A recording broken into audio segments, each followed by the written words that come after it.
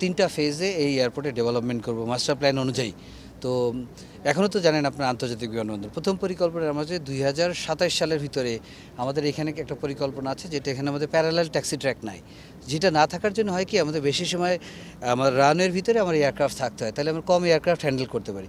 যদি আমার parallel taxi track থাকতো এবং হাই স্পিড ট্যাক্সি ট্র্যাক যদি কানেক্টিং থাকতো, এয়ারক্রাফট ল্যান্ড করার পরে সঙ্গে সঙ্গে চলে গেলে পরবর্তীতে আমি আরও অনেক ট্রাফিক হ্যান্ডেল করতে পারবো।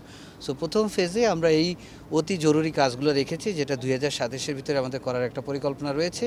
নেক্সট ফেজে আছে 2035-এ একটা পরিকল্পনা হয়েছে, দ্বিতীয় ফেজ, যেখানে আমাদের আরও কিছু জায়গা এক্সটেনশন করে টার্মাক ফ্যাসিলিটি এক্সটেন্ড করে আমাদের সক্ষমতা আরেকটু বাড়বো। বিকজ এটার সাথে কিন্তু আমরা স্টাডি করেছি ভবিষ্যতে প্যাসেঞ্জারের সংখ্যা কত বাড়তে পারে এখানে, বিকজ এটা আমাদের ক্যাপিটাল সিটি, আপনি এই কমার্শিয়াল ক্যাপিটাল আপনি জানেন, এখানে কিন্তু আমাদের ব্যবসা বাণিজ্যের প্রাণকেন্দ্র। সো এখানে বিজনেস কিন্তু বাড়বে, ফ্লাইট বাড়বে, যাত্রী সংখ্যা বাড়বে।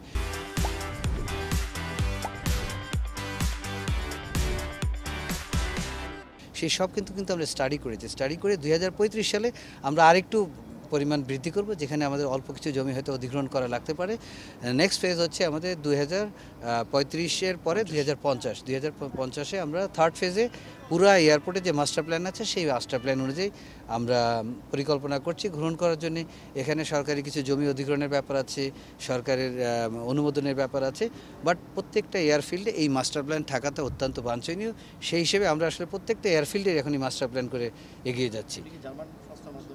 এটা আমরা একটা জার্মান কনসালটেন্সি করছে, আমাদের কক্সবাজারে করছে, আপনার চাইনিজ একজন কনসালটেন্সি, প্রতিটা এয়ারফিল্ডে আমাদের করছে।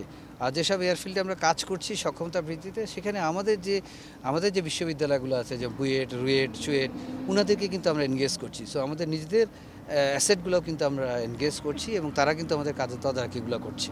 এবং আমাদের সেক্রেটারি মহোদয়ও কিন্তু মোটামুটি সব জায়গায় ঘুরে এসেছেন, এবং আপনারা শুনে খুশি হবেন যে আমরা চেষ্টা করছি এই মাসের শেষে বা সামনের মাসের মাঝামাঝি সময়ে সিলেট আন্তর্জাতিক বিমানবন্দর থেকে আমাদের কার্গো ফ্লাইট পরিচালনা করার জন্য, যেটা এখন শুধু ঢাকায়, এবং ঢাকায় আমাদের থার্ড টার্মিনালের সাথে আন্তর্জাতিক মানের আইসিটি এবং ইসিটি দুইটা টার্মিনাল চালু হবে উইথ ফুললি অটোমেটেড সিস্টেম।